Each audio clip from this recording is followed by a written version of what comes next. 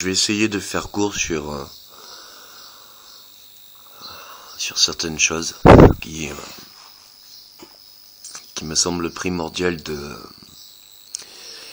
d'expliquer. Sur le mal de cette société, ou alors ce qu'il a été de dramatique dans cette histoire d'humanité, ou peut-être notre seule chance, enfin je sais pas. Enfin, les différentes façons de causer des injustices, plus précisément,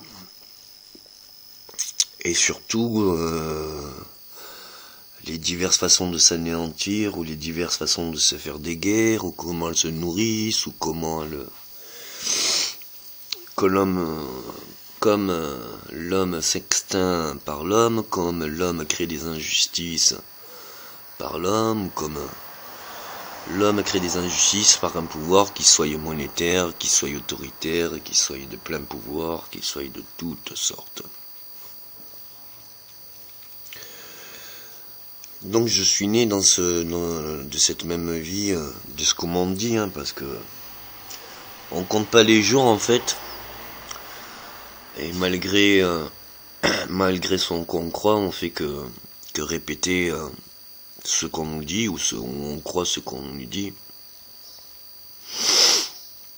Et bien souvent, on se fait pas de raisonnement personnel, et c'est peut-être ça la faille, c'est qu'on peut pas écouter les autres, parce que justement, c'est toujours le dernier qui aura toujours la bonne parole. Donc sur ces 2 ou 3 dernières années, ou même 5 dernières années, vous avez vu des publications ici et ça. Je vais vous expliquer quelles ont été mes démarches, quelles ont été mes volontés, et quel est le résultat de tout cela, c'est-à-dire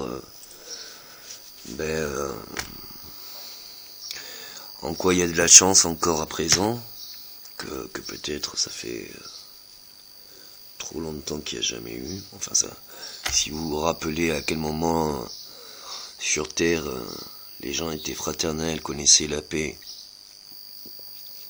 et puis usaient de bonté. Alors ils usaient pas parce qu'ils s'usaient, mais osaient la bonté réciproque et fraternelle. Enfin la paix, dans ce genre, ce paradis, cette terre. Ça remonte vraiment à longtemps. Moi je suis né à Togo, au Togo, à Lomé en Afrique. Et même si blanc de peau de nationalité française,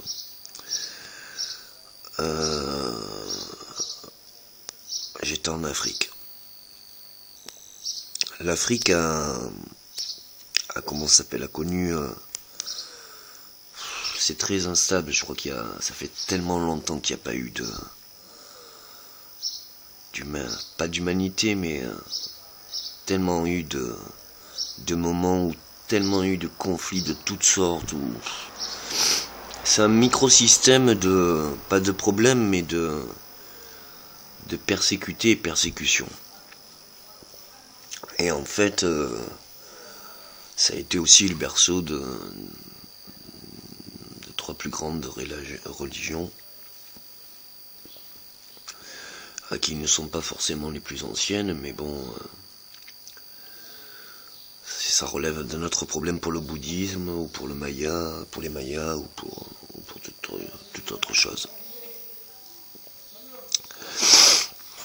Si on revient sur les problèmes de religion,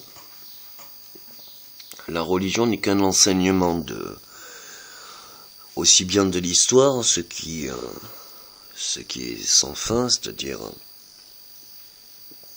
perpétuel. Et puis c'est une philosophie sur comment gérer ses émotions, comment réagir avec certaines actions, et comment les choses ont du mal à changer, parce que justement plus on boit, et bien plus on a envie d'aller aux toilettes, et plus on mange, et plus on va aller aux toilettes aussi pour d'autres résultats. Plus qu'on s'épuise ou qu'on s'épuise pas la journée ou la nuit, il arrive un moment donné, on est fatigué, on a besoin de dormir. Voilà, il y a des choses qui sont vraiment non pas de l'existentiel, mais du perpétuel. C'est-à-dire, c'est un fondement, c'est élémentaire. Enfin, c'est autant de génération en génération, le père a du mal à comprendre le fils, ou le fils a du mal à comprendre le père, parce qu'il a pas forcément la vision de... Il n'arrive pas forcément à partager son expérience. Et encore, je vous dirais que c'est juste une question de construction, c'est-à-dire de cycle, parce que l'enfant au départ qui va subir les réactions de ses parents, n'imagine pas pourquoi les parents le font. Mais c'est une grande construction parce que justement, ça le fait jusqu'à, on va dire, l'adolescence. Où justement l'adolescent, à un moment donné, question identitaire, va vouloir se prouver à lui-même que justement, ses parents, complexe d'Oedipe, enfin, vous l'appelez comme vous voulez, il aura besoin de prouver à ses parents que justement, il n'est pas que le fruit de sa mère et de son père, mais il est aussi le fruit de son propre vécu, qui a eu un environnement différent, qui a eu les mêmes bases d'apprentissage ou les visions que son père ou sa mère, ou les deux même en même temps, puisqu'il est le fruit des deux. Mais il a envie de se prouver à lui-même autre. Alors oui, pendant l'adolescence jusqu'à la maturité, on va dire, ou jusqu'à la parentalité, il va avoir une volonté de faire tout autre. Alors vraiment tout autre, parce qu'il estime que ses parents sont dans l'erreur, parce qu'il estime que ses parents ne le comprennent pas, parce qu'ils estiment... Et tout cela, malheureusement, c'est réel. Hein, c'est une question de construction. On a besoin de faire les choses différemment pour se rendre compte de certaines choses. Et j'explique cette construction parce que ça l'est valable aussi dans ma vie, mais ça l'est valable aussi dans toute, je pense, depuis la nuit des temps. Donc à l'adolescence, l'enfant va agir selon ses propres désirs de liberté, ses propres désirs de penser que il peut désirer autrement, il peut agir autrement, et surtout avoir un résultat autrement. Donc il va au bout de ses convictions, il va au bout de ses sensations, il va au bout, pour se rendre compte qu'au bout, finalement, ou c'est un chemin escarpé, ou alors c'est un chemin très dangereux, ou c'est un chemin qui lui causait des problèmes dont il n'arrive pas à... il ne pensait pas rencontrer, hein. Quelle qu'en soit la pensée la plus développée sur toutes les probabilités, sur toutes les solutions, surtout, je vous jure que il n'y a que l'action qui nous rend compte, c'est la meilleure expérience, c'est-à-dire que c'est quand on vit les choses qu'on peut les comprendre. Et entre la pensée et puis l'action qui est bien plus réaliste, des fois il faut se confronter à l'action pour se dire finalement, c'était pas la bonne chose. Alors que quand on arrive à avoir un enfant, alors qu'on a été tous enfants, et qu'on a eu tous des grands-parents, eh bien on se rend compte que oui, il y a un compromis à faire, c'est-à-dire que on comprend bien plus ce que que même vraiment tout n'est pas désirable, et qu'il y a vraiment un jeu très dangereux à croire qu'on peut tout désirer, parce qu'on pourrait désirer de se mettre en danger d'une façon sans précédent, ou alors d'une façon très regrettable, aussi bien pour soi-même que pour les autres. Donc à un moment donné, quand on fait des enfants, on se rend bien compte que oui, ou souvent la maturité, qu'on a eu le fruit de ses convictions et qu'on a eu le fruit de toutes nos actions et de toutes les réactions, on se dit qu'on est obligé de faire un compromis entre l'éducation qu'on a eue, entre notre propre personne qu'a voulu, et puis cet compromis entre je veux, j'ai su, donc je dois. Et après, quand justement on devient père ou mère, enfin, on comprend bien plus nos parents, parce que justement, oui, on a été enfant, on a subi notre propre ignorance, c'est-à-dire croire qu'il n'y avait pas de fondement, croire que c'était injuste, croire que c'était de grandes violences, croire que... Mais même si bien réel, parce que c'est réel, hein, les enfants ressentent ça, le vivent ça, pensent ça, donc c'est une vraie réalité. Et que ça soit l'enfant ne peut pas comprendre le parent, hein, aussi bien que le parent ne peut pas forcément comprendre l'enfant, puisque même si on a plus, en tant que plus vieux, on a plus d'expérience sur la vie ou sur tout le fait qu'on a été enfant, qu'on a été adolescent et qu'on est devenu parent ou grands-parents, il arrive à un moment donné où on se rend compte que effectivement, pourquoi notre enfant réagit différemment, parce qu'il a été éduqué différemment, pas différemment, mais il n'a pas eu le même environnement, il n'a pas eu tous les facteurs, hein, c'est-à-dire qu'on n'a pas la même base aussi bien émotionnelle, aussi bien intellectuelle, aussi bien corporelle, et encore moins environnementale, c'est-à-dire que c'est rare que les enfants et les parents et les grands-parents soient unis pour la vie, dans une seule et même... et vivent en symbiose 24 heures sur 24 sans jamais se quitter, quoi.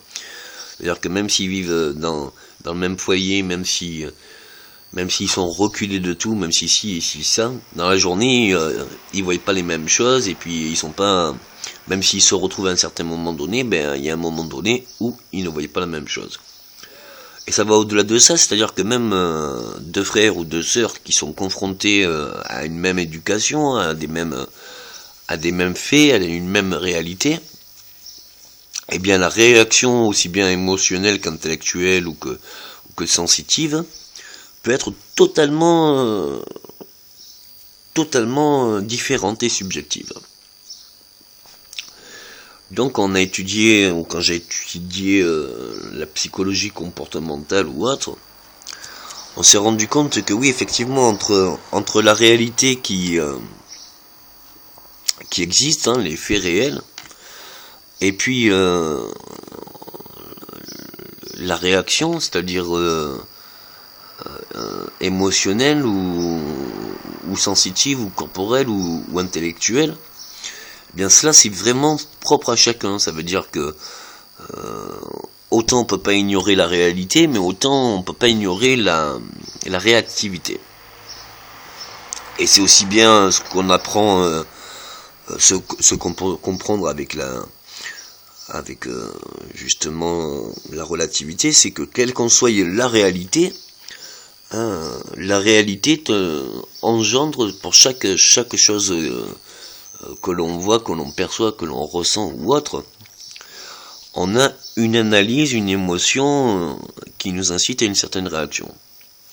Mais on se rend compte qu'en changeant de point de vue, c'est-à-dire en voyant les choses, si on les voyait en premier tout à fait négatives, désastreuses et chaotiques, on se rend compte que si on prend justement une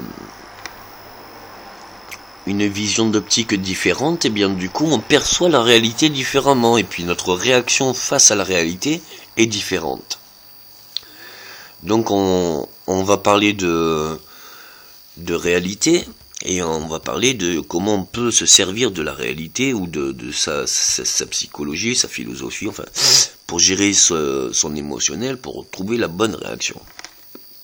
Parce que quelle qu'en soit l'action qu'on engage face à toute chose, à tout moment, c'est pas... Il y a deux versets, si vous voulez, c'est... nos réactions, elles sont émotionnelles. Hein, c'est-à-dire que même... elles sont gérées par nos pulsions, elles sont gérées par tout cela. Et même si l'esprit, tout esprit de chacune des personnes est quelque part connecté avec les esprits supérieurs, avec les divinités, avec tout ce que vous voulez, ou avec toutes les probabilités d'action, eh bien chaque action engage le pour et le contre. Hein. Il y a la médaille et le revers de la médaille. Il n'y a pas deux médailles, il n'y a pas une médaille, il n'y a pas un revers de médaille. Donc quelque part la réaction la plus optimale, c'est pas celle qui offre le plus de plaisir, ou le plus de bonheur, ou le plus de... Non, c'est celle que justement, c'est la seule qu'on puisse accepter de ce côté de revers de médaille, c'est-à-dire de ce côté de négatif, aussi bien le minimum que l'on puisse choisir, parce que voilà, si on choisit un pire acceptable, même en choisissant le pire acceptable, vous doutez bien que ça va pas enlever le bonheur. Alors que si vous choisissez un bonheur même le plus intense, et que pour ce bonheur le plus intense, il y ait son contre qui est invivable, inhumain, ben vous rendrez bien compte que vous ne pouvez pas jouir du bonheur absolu, parce que justement tout n'est qu'un, c'est-à-dire même si c'est deux opposés, c'est-à-dire la médaille et le revers de la médaille, ou le bien et le mal, ou le constructif et destructif, on se rend bien compte que c'est les deux à la fois, c'est pas l'un sans l'autre. Hein. Vous pouvez le voir dans le yin et le yang, dans le sens où le blanc n'est pas plus blanc que le blanc, ou dans le blanc il n'y en a pas plus blanc que le blanc, et dans le noir il n'y a pas plus noir que le noir. Mais dans le yin et le yang, on voit bien aussi que dans le noir absolu, hein, il y a toujours un grain de blanc. Et dans le blanc, même le côté du blanc, même où il y a le plus de blanc ici et ça, il y aura toujours un petit point noir. Donc c'est sûr que quand on veut comprendre cela, c'est-à-dire que à unité égale de blanc et de noir, et que dans le noir il y a un peu de blanc, et que dans le blanc il y a une unité de noir, donc quelle qu'en soit l'intensité, même excessive, si elles sont d'unité égale, eh bien du coup c'est un équilibre absolu, c'est l'harmonie, c'est le sans fin, hein, c'est l'équilibre absolu, l'harmonie. Parce que voilà, dans cette vie, dans cette terre, dans toute construction humaine, et dans tout univers, tout n'est que question de forces opposées. Hein. Et qui même dans ces forces opposées, il y a toujours quand même dans la force la plus destructrice, il y a quand même un grain de blanc, et puis dans toute force positive, il y a quand même un grain de noir. Et en plus, on est obligé de se rendre compte de ça, parce que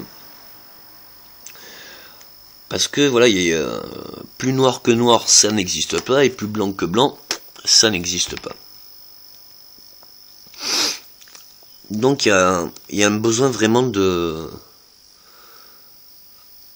il y a vraiment un besoin de comprendre que quels qu'en soient nos problèmes actuels ou de l'histoire, eh bien oui, où on gère pour le problème en engageant des problèmes, chose qui n'est pas une solution, ou alors on réagit au problème face à trouver la meilleure action à faire. Chose que j'essaye de faire, mais je vois bien qu'après, quelles qu'en soient les solutions, c'est pas forcément la solution qui est un problème, mais c'est surtout que la solution qu'on trouve, il y aura toujours quelqu'un que s'il n'est pas aligné, il va toujours s'en servir pour la transformer en problème. Voilà. Donc après, je vais revenir sur ce qui s'est passé ces 2-3 dernières années. Cette volonté de justement bien, quand d'autres croyaient que justement je voulais faire de l'argent ou autre, si je voulais faire de l'argent, j'aurais gardé mes billions à comment ça s'appelle, à 16 ans, et puis j'aurais eu longue vie, et puis j'aurais eu longue carrière, et puis mes enfants, parce que le nombre est grand, auraient tout vécu de bon. Mais en fait, j'aurais juste participé aussi à ce que j'ai subi étant enfant, c'est-à-dire que voilà, je pensais,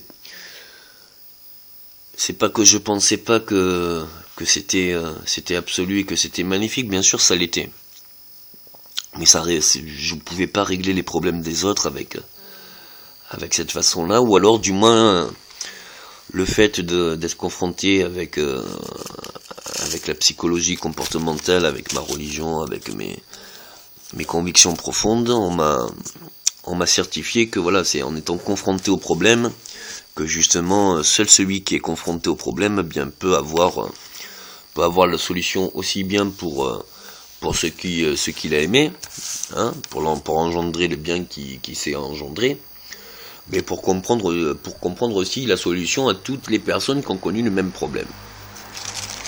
Donc voilà ce qu'on a essayé de faire pendant un certain temps avec ma vie, puisque j'avais trouvé le moyen d'avoir l'éternité, hein, même si tous les chemins vont à Rome, parce que là on a un accès à une possibilité d'éternité, une possibilité de paix, une possibilité de tellement de choses, mais que quelque part, que ça soit aujourd'hui ou depuis la nuit des temps, mais déjà tous les chemins vont à Rome, donc c'est pas la seule façon de le faire. Et puis même quand vous regardez dans la Genèse ou autre, alors pourquoi je mets en fait la religion judéo-chrétienne en avant? Bah tout simplement parce que elle s'est créée après l'islam. Après, est-ce que le bouddhisme est plus vieux que justement le comment ça s'appelle, le judaïsme ou le christianisme ou l'islam? Je dirais que même encore au jour d'aujourd'hui, on n'est pas forcément d'accord pour avoir le même calendrier, pour avoir la même façon de dater les choses, ou alors on commence à peine à se repérer différemment. Mais je peux vous assurer que voilà, les sciences les plus absolues, les plus ancestrales, bien étaient transmises de père en fils, hein, chose qui était normale, parce que même enfin après je vais expliquer, je vais faire une autre vidéo parce que là ça va trop loin. Mais qu'après à un moment donné, donc les sciences même les plus maîtrisées sont devenues de moins en moins maîtrisées parce qu'on expliquait de moins en moins l'origine, et que après le fils dû à son identité voulait moins ou moins la pratiquer, ou donc du coup de père en fils c'est devenu d'une science à une croyance et puis à un mythe, voilà. Et puis après ce mythe, ben nous moi quand j'étais à l'école on me disait non, tout cela c'est que des légendes, ça n'a jamais existé. Or, vous vous rendez bien compte que malheureusement, tout a existé depuis la nuit des temps. Mais il y a une technique qui s'appelle la régression hypnotique, qui fait que justement on peut avoir un accès par l'hypnose de justement qui on a été, et à quel moment ça a commencé, et qu'est-ce qu'on a vécu, et qu'est-ce qu'on a vu, et qu'est-ce qu'on a vécu, et qu'est-ce qu'on a ressenti, et quelles ont été nos réactions, et ci et ça. Que je vais essayer d'expliquer dans notre parcours. Pour revenir sur ce qui m'est essentiel, c'est-à-dire sur ce qu'on subit et ce qu'on commet, eh bien, la victime forcément devient bourreau, et le bourreau devient forcément victime. Et depuis la nuit des temps, c'est un échange comme ça que malgré... enfin, c'est pas donné à tout le monde qu'en étant victime, on ne devienne pas bourreau, qu'un bourreau ne devienne pas forcément victime, c'est presque naturel. Et moi, ce que j'ai essayé de faire, justement, c'était, comme j'avais été victime au départ de plein d'injustices qui se nourrissaient en Afrique, de ma propre image que j'avais,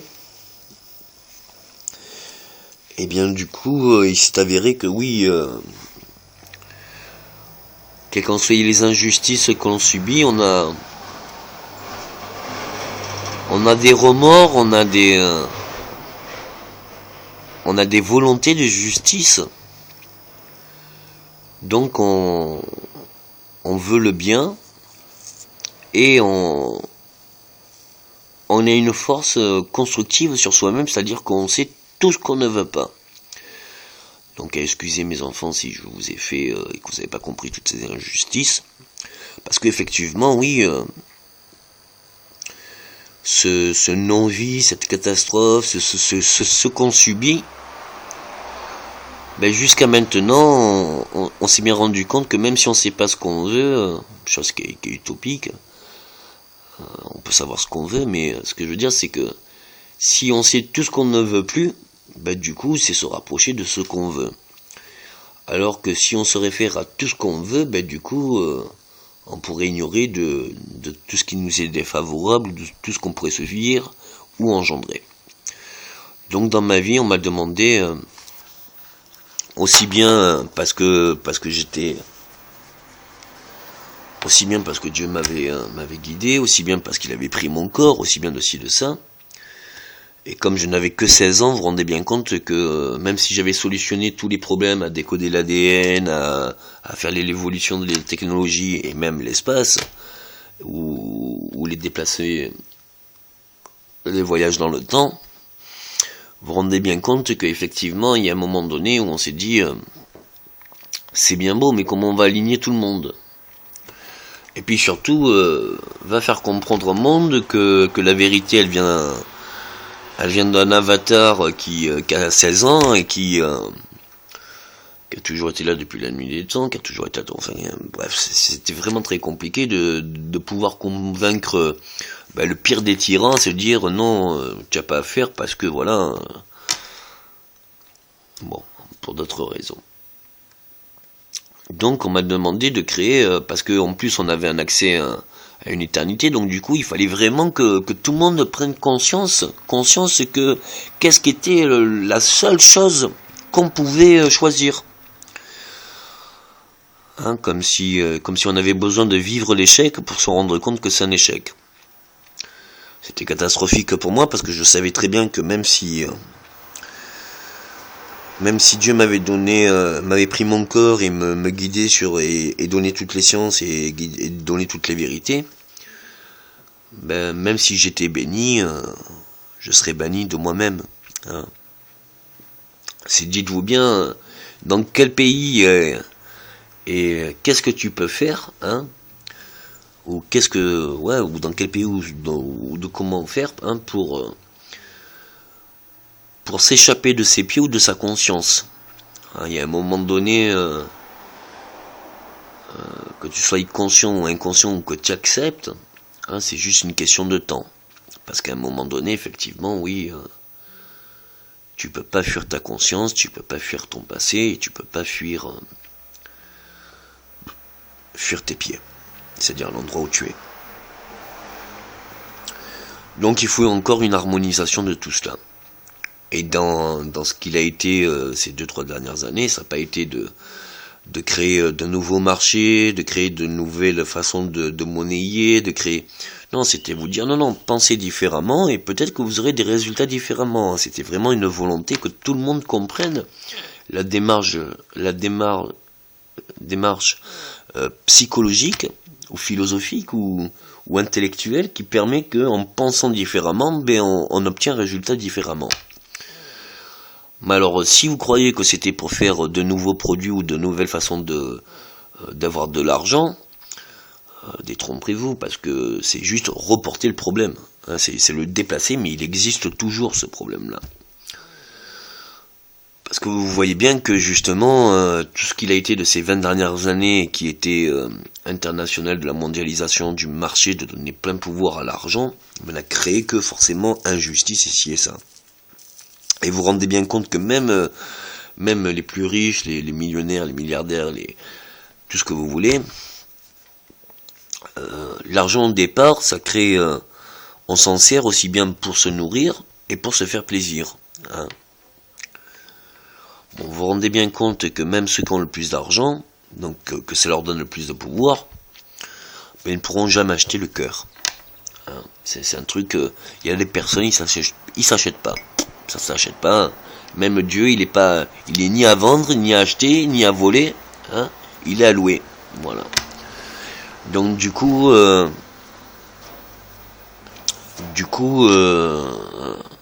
faut bien comprendre que voilà, c'est pas en déplaçant le problème qu'on le résout, et c'est pas en n'étant pas confronté à un problème que justement on peut comprendre d'où se nourrit le problème. Donc le problème de l'humanité, de l'histoire, c'est-à-dire qu'est-ce qu'on veut, c'est-à-dire est-ce que le problème vient de l'homme? Est-ce que le problème vient de la femme? Est-ce que le problème vient des enfants? Est-ce que le problème vient des grands-parents? Est-ce qu'il vient de l'argent?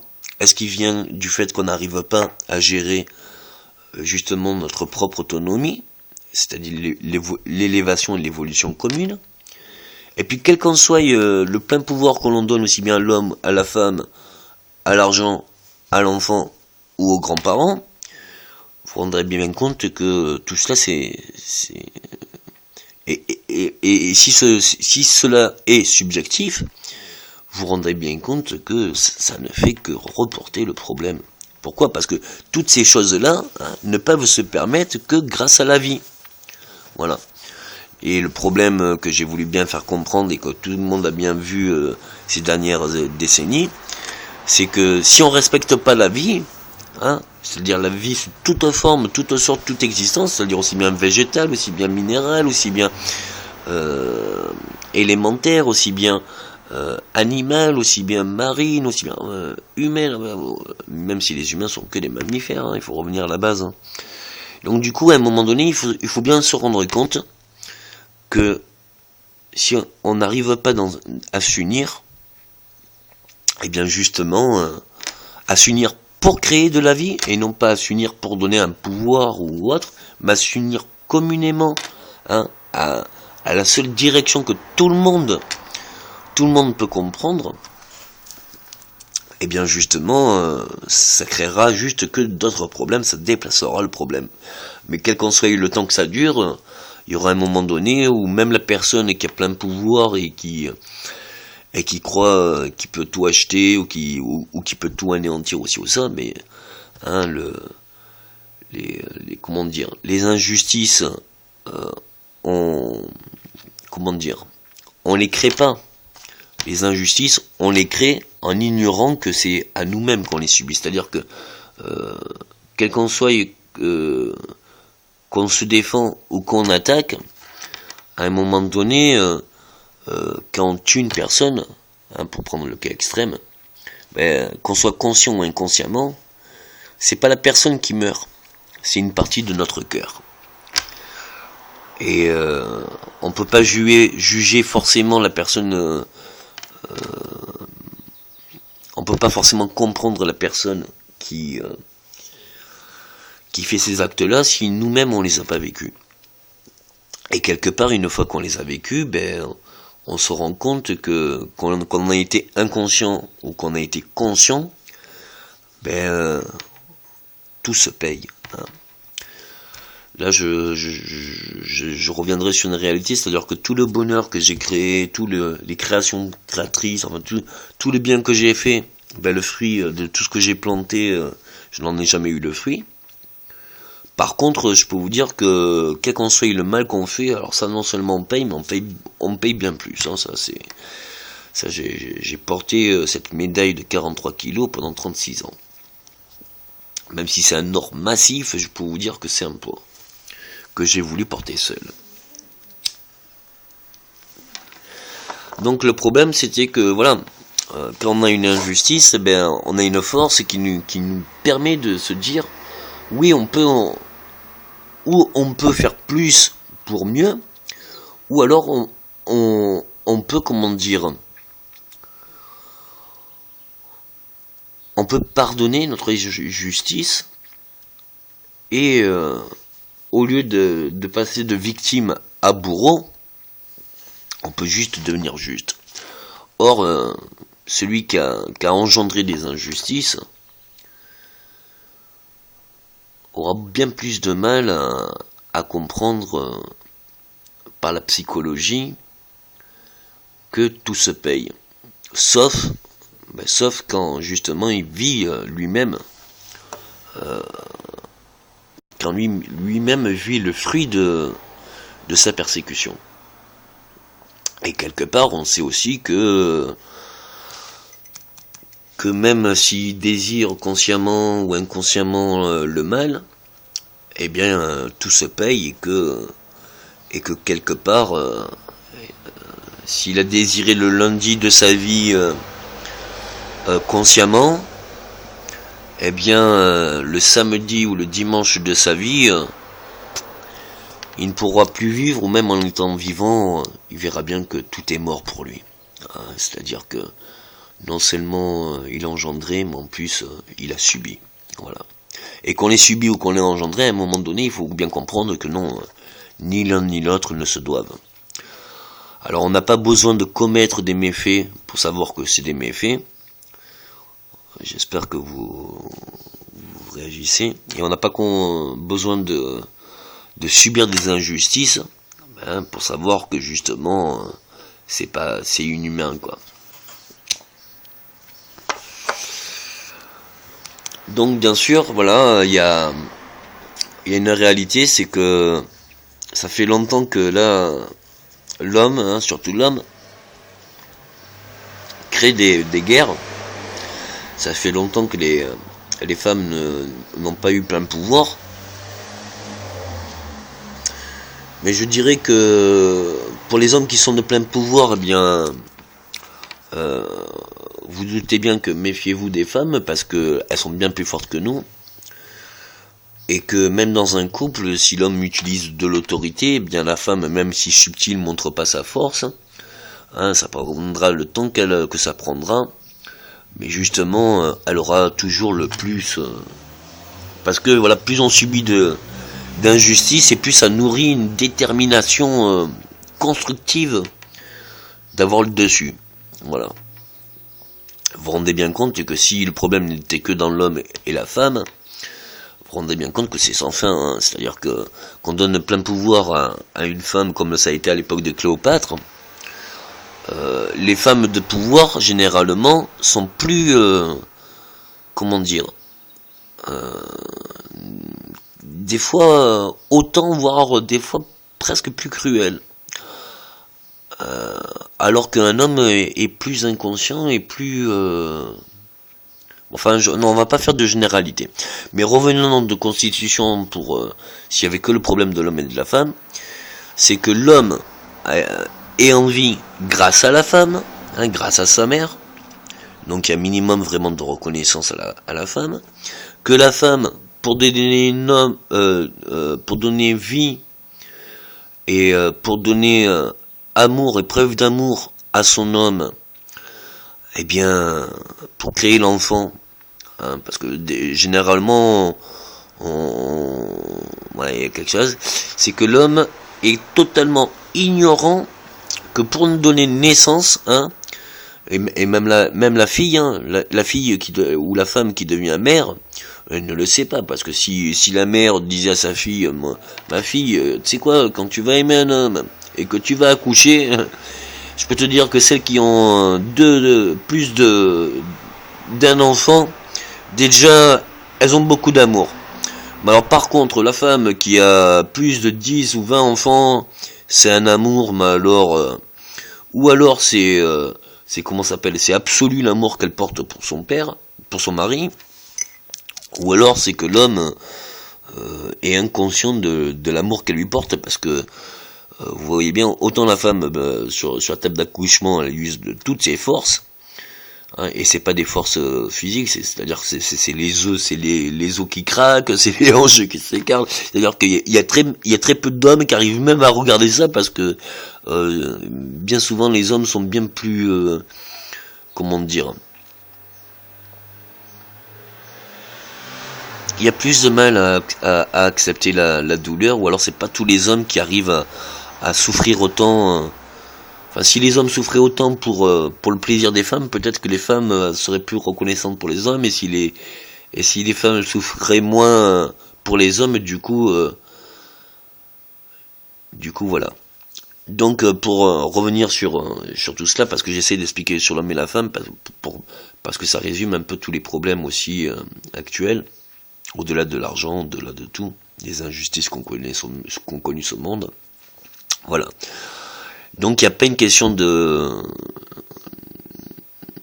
C'est une question que voilà, dans un couple avant, quand on a connu encore nos grands-parents, si vous en avez, ou si vous avez encore mémoire, ou si vous pouvez encore les voir, qu'ils ont connu 40, 50, 60 ans de mariage, dites-vous bien que même s'ils sont encore présents, dans le temps, ou avec l'amour, ou dans l'union, il n'y a pas que des beaux jours. Mais les plus beaux jours se nourrissent de toute la merde qu'on a su affronter et dépasser pour justement rester unis. Voilà. Donc c'est vraiment quelque chose de complémentaire, hein. C'est-à-dire que l'homme ne peut pas vivre ou exister sans la femme, et que la femme elle-même n'aurait jamais pu vivre sans qu'un homme donne vie à sa mère, c'est-à-dire fasse union à sa mère. Et un truc qui est bien sûr, c'est que l'homme et la femme, la seule chose qu'ils peuvent respecter, c'est aussi bien être complémentaires, hein, c'est-à-dire complémentaires, et de s'unir, hein, pour justement ces enfants qui n'ont pas désiré comme nous, hein. On n'a pas choisi de vivre, hein. On a vécu selon la volonté de nos parents, même quand nos parents ne le voulaient pas. Donc du coup, vous doutez bien que la seule chose qu'on peut se permettre actuellement, c'est de respecter les enfants, hein, parce que c'est la première chose, c'est peut-être la première fois qu'on pourra s'accepter, et c'est la première fois qu'on pourra bien sûr vénérer nos anciens, les grands-parents. Et vous pouvez bien comprendre que la force de la vie, c'est que les enfants vivent avec les grands-parents, parce que les grands-parents ont tellement de choses à leur apprendre, et puis les enfants ont tellement de choses à partager avec les grands-parents. Enfin, ça n'a pas été trop touché, c'est presque encore, ça n'a pas trop évolué. Mais quelque part, quand vous me dites quel est l'intérêt de l'argent là-dedans, moi j'en vois aucun. Mais bon, dans les comment ça s'appelle, au niveau de la nature et du naturel et du fondement. Mais bon, pour arriver à cet absolu que les grands-parents, que les parents et que les enfants ne forment qu'un face à toute une humanité, et à ce monde et à cette vie, vous doutez bien qu'il fallait à un moment donné une transition.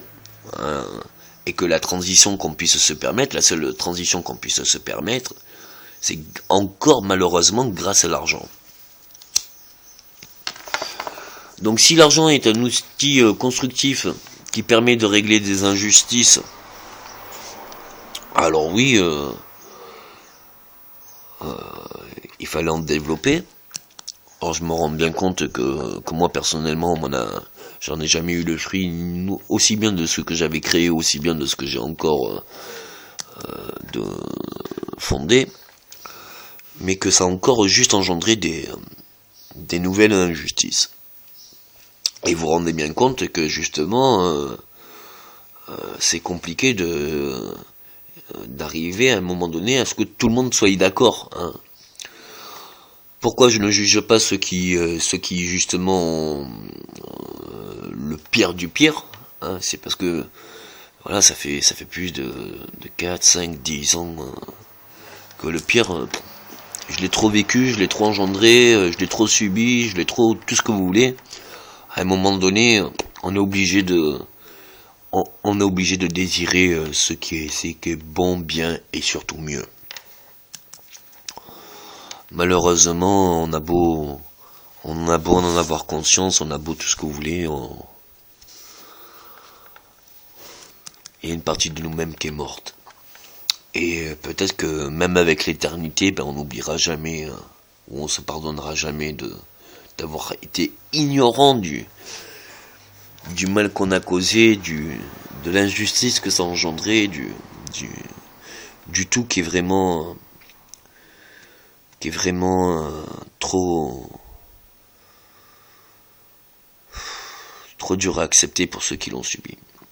Mais bon, mais quelque chose qui est aussi fondamental, c'est pas ceux qui c'est pas ceux qui ont le plus qui acceptent le plus, hein.